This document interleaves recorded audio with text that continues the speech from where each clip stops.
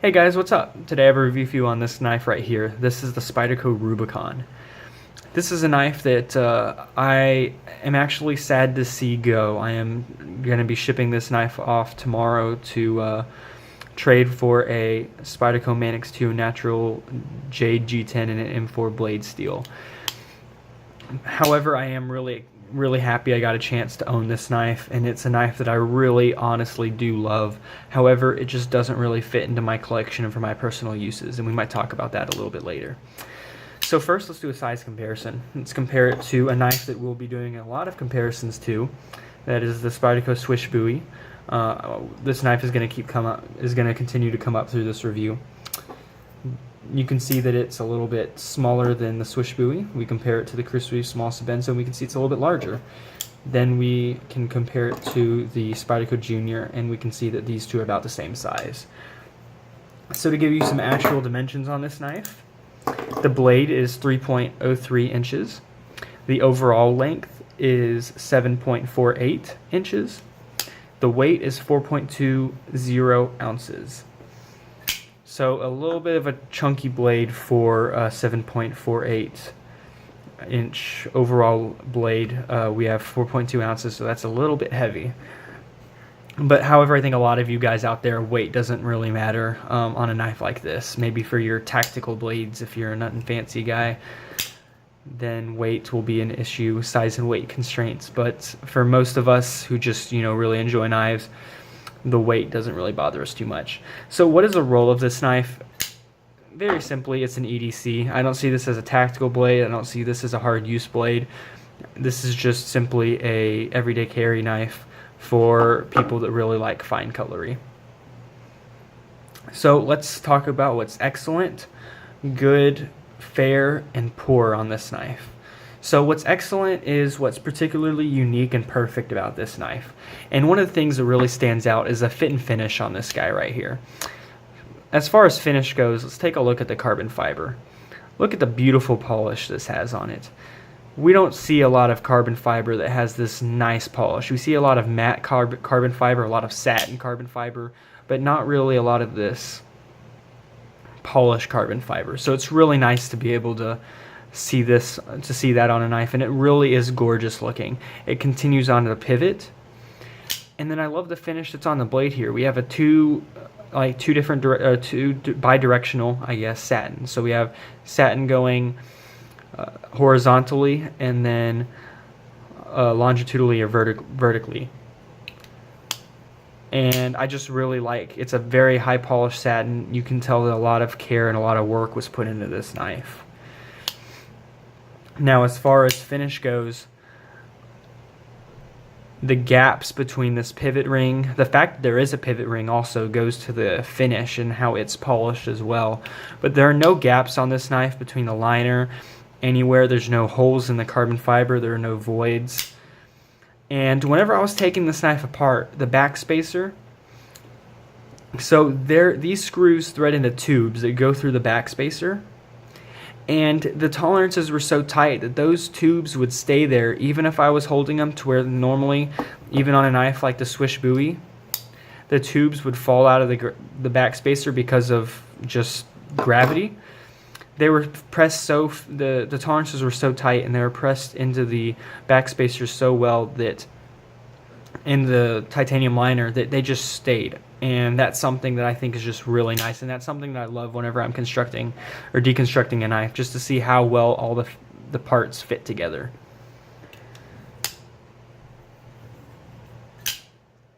The titanium is also finished very well on the inside. There's no sharp corners. This knife has been touched pretty much everywhere by something to make it smooth and make it comfortable. You can see the carbon fiber has this nice contouring, and that goes along with the finish. It's just mind-boggling how much work was put into this knife. Another thing that I think is excellent is just this blade grind. This blade grind is just gorgeous in my opinion. It just looks so cool. It's chunky, but just all the lines that are the swedge and the blade grind, it's very, very unique. You don't really see a lot with this type of blade. and it's based off of Carey's, I think it's Peter Carey, I could be wrong there, but it's based off of Carey's custom. So that's just something that you're able to get at a lower price point, and that it's just gorgeous. So I think that the blade shape is really amazing, and the overall aesthetics, the handle works really well with it. It's just a good looking knife. The last thing that's excellent about this knife, I think, is the flipping action. And Spyderco's can really be hit and miss on the flipping action. Part of it is because the paper thin washers that they use in the ball bearing system, which these do have, sadly. But this guy just flips. You can push button it. That was actually more of a light switch. You can push button it. You can light switch it. And either way, this knife just flies out perfectly. The detent is a little bit on the lighter side, but because of how well executed and because of the tight tolerances on this knife, you're just able to flip it any way you want with that light detent, and it still is able to rock it out. So that's a great thing. And then another one are just kind of the custom touches that you get here. You have the nice custom pivot with the pivot ring. You have the backspacer with these nice little grooves and kind of how it's angled off here. Just some custom touches that you normally don't get on a production knife, you get on the Rubicon. So that's also excellent. So now let's talk about what's good. So just some good executions on some nice features. Nothing extra spectacular, but nothing that is done poorly. And one of those is the ergonomics. I hear some guys that have said the ergonomics are bad on this knife, but for me in my hand, it just, since it's chunky, it fills the hand a little bit more, and it just feels good in the hand. I'm able to get a 4-finger grip. I have no problems with the ergonomics in any way. All the grips are nice.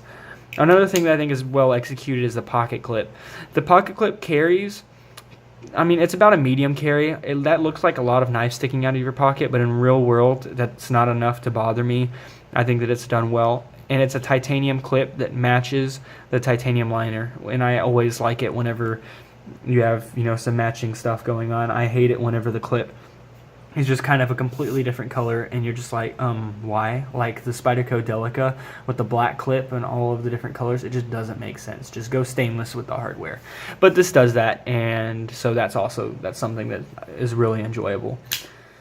Another thing that's good about this knife is the ball bearing action. So I'm only marking this as good because it's Spyderco ball bearings. It flips really well. They're not especially super smooth. This is a relatively smooth knife, but as far as ball bearings go, it's nothing that's really, groundbreaking in that sense. So that's just, it's good execution. I'm interested to see their new and improved ball bearings. So they just use a thicker washer and bigger ball bearings in their newer pivots. So I'm looking forward to get, some experience behind that. However, this knife does not have that. So now let's talk about what's fair about this knife. So something that's not outstanding, could be done better, but also could just be a matter of taste. And I actually have a decent amount in this category. So one of the first and biggest ones for me is the steel, S30V. Okay, so let's take a look at this knife. You have exotic materials, carbon fiber with a very nice finish, a polished finish with, some nice orange highlights with this funky blade shape that's unique, and then you put S30V on it. The steel that's pretty much on every Spyderco. Of course I'm exaggerating there. I have plenty, actually almost every single other Spyderco that I own is in a different steel, but a lot of Spydercos use S30V. The Paramilitary 2, the Para 3, the Mannix, the new Sliver, a lot of the other new flippers that are coming out, and just the list goes on and on. The military, the Native 5 is actually S35V, which is good. But my point being, you have this exotic knife with very run-of-the-mill steel, and I would have liked to see something like CTS XHP on it. I know that they already have a lot going on this knife. They already have a lot put in with the fit and finish, the materials that they put in here. But even if they bumped up the price a little bit, if I saw CTS XHP, then I would have owned the Spyderco Rubicon much sooner. The S30V is kind of a turn off on a high-end knife for me. I want something a little bit more exotic that's going to give me something a little bit better than, you know, what the Paramilitary 2 will give me. You know, something that's going to have a little bit more edge retention, a little bit more toughness. So that's one thing that I think could have been done better on this knife. I think they kind of missed the mark there, getting S30V, or using S30V. Another thing is the thickness of the handles. This is kind of a loose one because I know that they had to do the thickness of the handles because of the backspacer, because of the liners, and because of the contoured carbon fiber. It doesn't really bother me. I mean, you feel it in the pocket, but that's never necessarily a bad thing for me. I don't think that if you feel it in your pocket, that's the end of the world. But that is something that a lot of people complain about, and that, you know, could have been done better. You could have made the liners a little bit thinner and have the carbon fiber still contoured, but a little bit less contoured. You can see here that the swish buoy is a little bit less dramatic in its contouring than your Rubicon. Another one is the lock. So they use titanium as the liners, and that just kind of doesn't make sense to me. I used to, whenever I was new in the knife world, I used to wish that all of the liners locks were titanium, because titanium always just meant quality. It just meant it was better quality than, you know, all the other knives, and to some extent that is true. I love titanium still, especially as a frame lock, because frame locks are like my favorite lock. However, one of the reasons it's quality is in the way you treat the lock face, and the fact that you can have a frame lock that's all metal, but it's titanium instead of steel, and so it weighs like a fraction of the weight. You know, pretty much every single one of my knives, except for my Paramilitary 2 and my Junior, are titanium for a reason. So, but the fact that they used it in a liner kind of defeats the purpose, because a liner doesn't need to be, you know, super lightweight. It's a liner. You know, using titanium versus steel at that point doesn't really make a difference.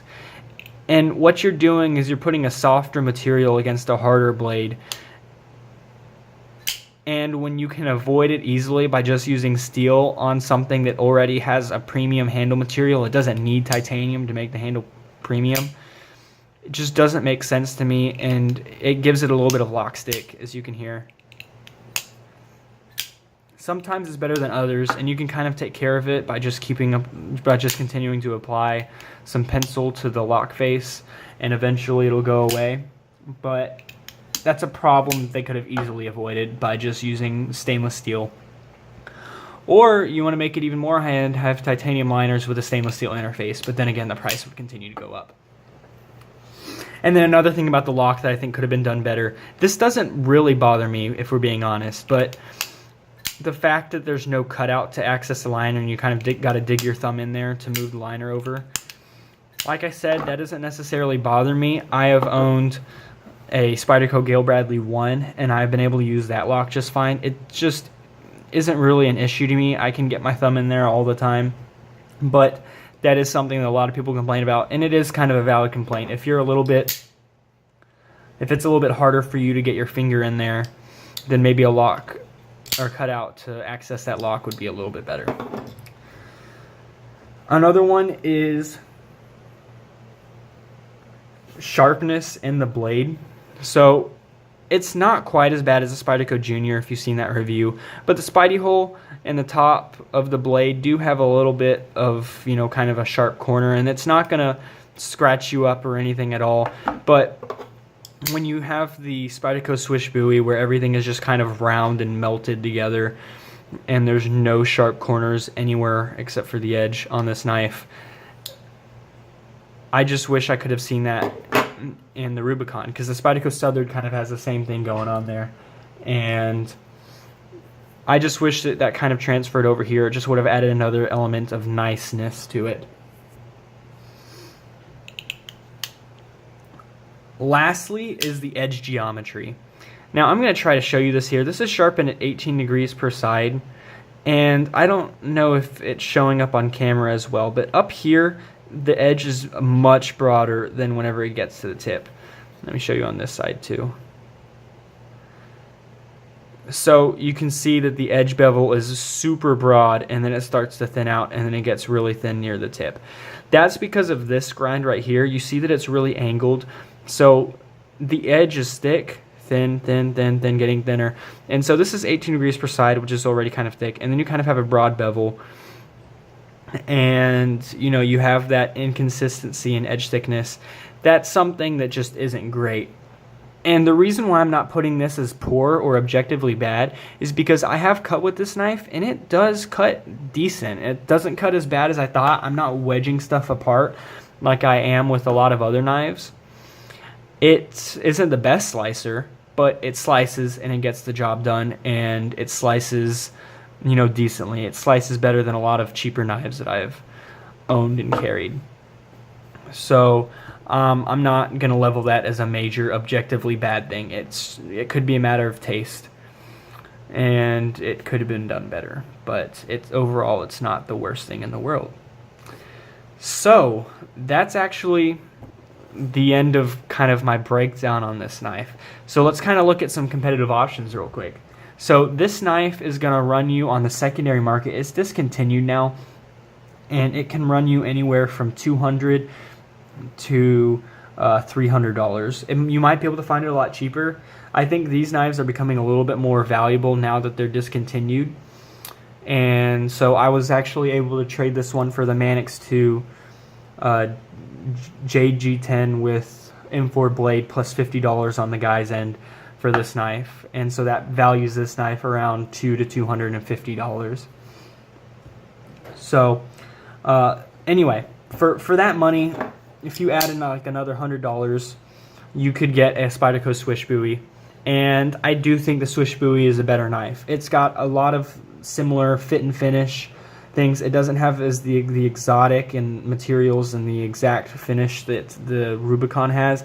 But I mean, it's got a great stonewash finish. It's well rounded. Like I said, there's not a sharp corner on there. You have this beautiful stonewash blade. You've got a better steel. You've got a better slicer. I think this is a better option. And if you have to choose between the Rubicon and the swish buoy, I think you should go swish buoy. Another one is the Magnitude that just came out. It's kind of the Rubicon's bigger brother. That one, I think that the Rubicon is better than, just from what I looked at. One of the things that's great about the aesthetics of this knife is the contrast between the carbon fiber and the bright orange backspacer and pivot ring. I think that the Magnitudes is kind of a darker shade, and you don't really get that contrast. You kind of got this weird dark, like brown color mixed with the black, and it doesn't pop as much, and it just looks a lot more muted, especially whenever the carbon fiber isn't polished like this. It's matte. It just takes away a lot of the joy. And now it's only $260, so it's going to be more expensive probably than the Rubicon you pick up. So I would definitely say, if you like the look of the Magnitude, just go for the Rubicon.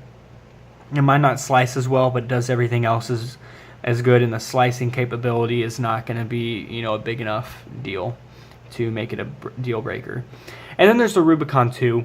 I think that this knife is way better than the Rubicon 2 because the Rubicon 2 just gives you worse handle materials. It's the G10 carbon fiber laminate. I mean, it gives you the color, but it takes away the pivot ring, and it takes away the molded carbon fiber. It takes away the fit and finish that makes the Rubicon so great. And what you're left with is a blade that doesn't slice super well and a thinner handle that's more carryable, but you don't want to carry it because it doesn't slice as well, and it doesn't give you any type of second type of cool. So I think that the Rubicon is definitely better than the Rubicon 2. So where does that leave this knife overall? Is this knife excellent, good, fair, or poor? I think this is an excellent knife. You may have noticed there's nothing poor or objectively bad about this knife. I think that there are some things that could be done better, but this has a lot of great things, a lot of things that are unique, that are different, and it has some things that could be done better, but they're not objectively bad. And so I think the good definitely outweighs the bad here. And so I think that if the Rubicon is a knife that interests you, you should definitely try to pick one up. The only reason I am trading this knife, and it's still, like I said, I may get another one down the road, but this is just, you know, you compare this to the rest of my knife collection. We have the Swish Bowie, we have the small Sabenza, we have the Junior, we have the Paramilitary 2. Let's just put that right there. We have my Strider, my Southern Mini Tolk, and then actually my carry today, the Grimsmo Norseman, which has some new screws that are bronze that I think contrast really nicely and kind of match the bronze hardware that was already on here. Anyway, yeah, this guy too. So if you notice something, all of these knives function nicely. They have great quality. They have some great aesthetics about them, but they slice really well. And they're knives that if I want to whip it out as a tool, I don't have to wish, or I don't think to myself, man, I wish I had this knife on me that will slice better. The knife that I have will slice as, like, you know, as good as the other. And that's one reason. Another reason is I do like second type of cool. I mean, let me just show you the Southern Mini Tolk right here. I do like it, but function still comes first. And this knife is pretty much all function. There is some practicality there, but just not as much as I would like. And then also, I'm going to be doing contracting work, and I had the opportunity to get a Manix 2 and M4 steel that will function pretty much flawlessly in that capacity. It has a blade that's meant to slice, that's also hard and going to keep an edge, and that I can clean easy, and it can get grime and it won't mess up like the ball bearings will in that situation. So that's why I'm selling it. But it's a great knife, and I don't think you can go wrong with getting one. So that is the end of this one. I'll catch you on the next one.